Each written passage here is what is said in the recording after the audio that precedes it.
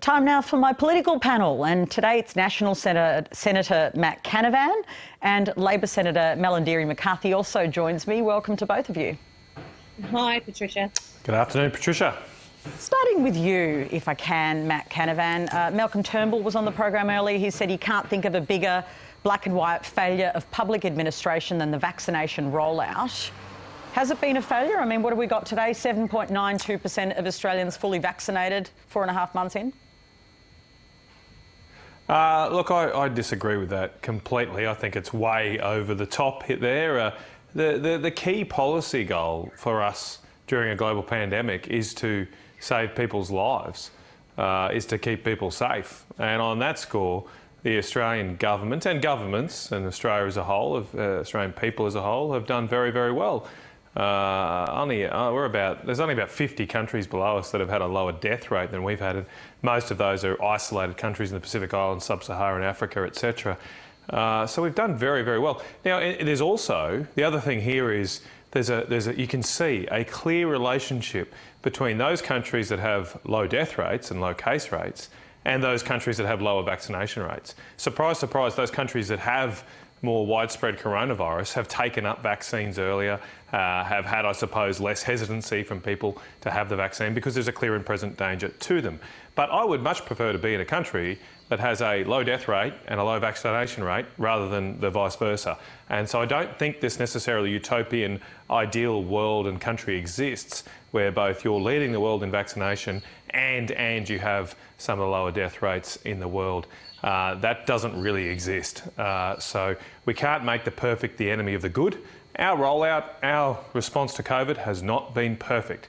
There are things that could have been and should have been done better, but it's been very, very good, and most Australians are still alive compared to those in overseas countries, and that's a damn good thing. OK, Malarndirri McCarthy, what do you make of that argument that's just been made by Senator Matt Canavan, where he's actually saying, well, let's base it on the deaths and we're doing all right?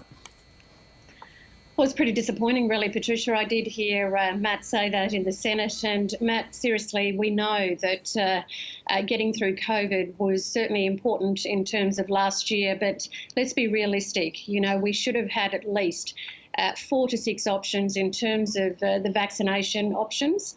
And that could have started well and truly into last year, into the late last year. We don't have those options. We've only got Pfizer and AstraZeneca, and even AstraZeneca now is causing mixed messages across the country, Patricia, in particular, around our First Nations communities as well. And I think it's important that when an error has been made here, Matt, and there certainly has been in terms of not having choices, more choices around the vaccination, it needs to be admitted to. OK. There's another point I just want to get you on, Matt Canavan, before I move to the Queensland situation, if I can. Anthony Albanese has tweeted that the Prime Minister has not spoken to the Australian people since Monday night. Half the country is in lockdown. This is not leadership. Australians deserve better. So we're on Thursday today. Monday is some time ago. He's right, more than half of Australians are in lockdown. Where is the PM? Shouldn't he be there to help Australians through this time? We know where he is. No, but where is he in the public discourse? He's in quarantine, of course. Well, look, I think what we have seen in the last few days is far too much talking from politicians, and in terms of the confusion that Malarndirri raised there, I think that's principally because too many politicians have been out there speaking. So I don't think it's at all an issue that the Prime Minister has not got up and said more, because if there's no more news to say, well, we don't need to add to this running commentary and tit for tat that's going on right now. I think the example we saw of Queensland yesterday, the Queensland Labor government, was a low point in this response to the pandemic, where rather than deal with solutions during another lockdown in Queensland, the Queensland government decided to just flick the switch to let's blame everybody else but ourselves. And I'm not going to do that to Queensland. There are clearly deficiencies and things that go right and wrong during a pandemic. But what we should be focused on is fixing things and solving them. Yes, sure, Malarndirri is right. In hindsight, wouldn't it have been great to get more Pfizer and Moderna at the time? But we didn't. Lots of countries are in the same boat as us as not having lots of options. There's no country that has 4 or 5 options. That doesn't really exist, as Malarndirri was trying to suggest. So AstraZeneca didn't turn out as we thought. Let's fix it. That's why we've got 20 million doses of Pfizer coming the second half this year and 20 million of Moderna after that. So we will have more choice. That's what we've got to focus on as a nation, not this constant carping and criticising and commentating. Let's get it fixed. Yeah, fixing it, I don't know anyone who'd disagree with try and fix this.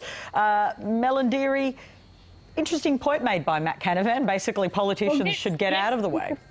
Well, I actually want to pick up on the last thing he said in terms of let's get this fixed. Well, yes, please, Matt Canavan, can you and the Prime Minister get this fixed? We know that calling on quarantine facilities across the country has been essential, certainly for the last 6 to 8 months, if not 12 months. And we've been able to look at the Northern Territory in terms of Howard Springs, Matt, and see what the Northern Territory's been able to achieve there. And I'm incredibly grateful of the amazing work of the people here in the Northern Territory to do what they have in terms of Howard Springs. So why haven't we seen those quarantine facilities rolled out as quickly as they should have? All right, I want to talk about the Queensland situation, but with my question rather than just your commentary, if I can, Matt Canavan, which is this. Are you comfortable with the Prime Minister the other night coming out and saying, encouraging people who are young, under 60, to go and get AstraZeneca, given we now have a target? They've come out today and made it quite clear that they think that with the exception of some, maybe few cases, really, young people shouldn't be getting AstraZeneca.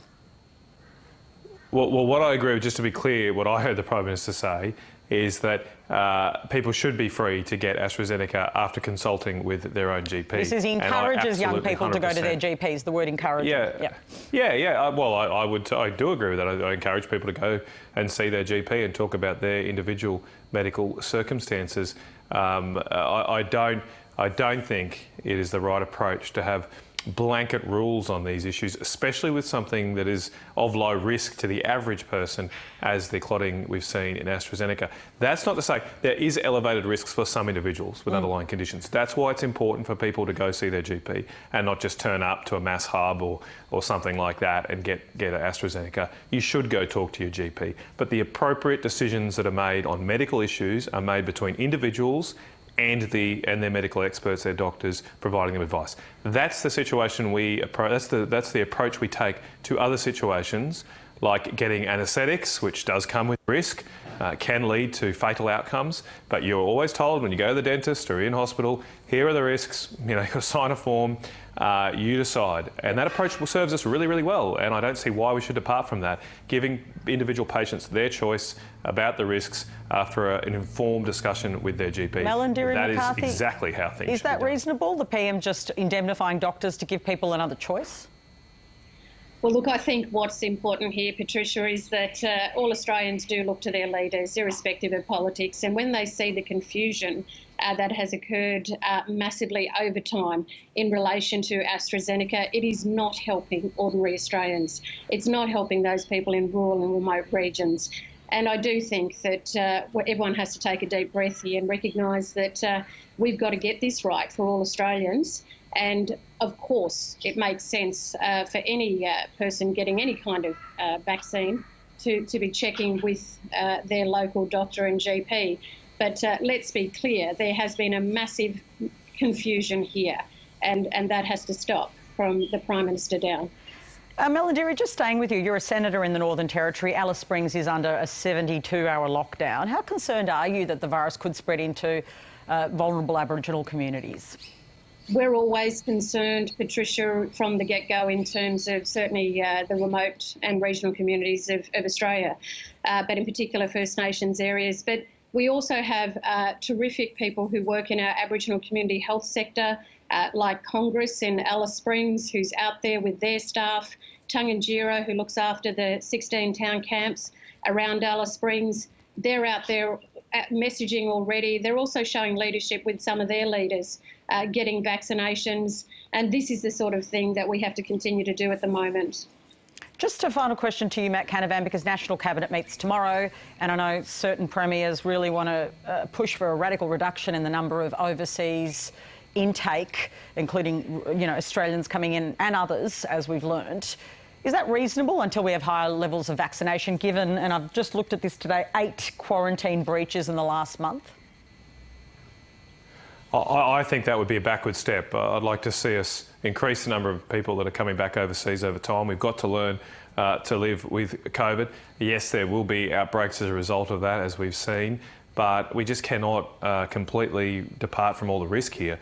Fortunately, and it is fortunately, there has not been a single death from coronavirus where it's been caught in Australia this year. Not a single death. And so to go from that situation and say, okay, now we're going to shut the borders again, we're going to stop, we're going to reduce the number of desperate Australians when they come home to their own country, I don't see the need for that. We've just got to manage this. Vaccinate people as we can. As you said earlier in your program, 70% of people in those older age brackets have now got at least one shot. We are getting there.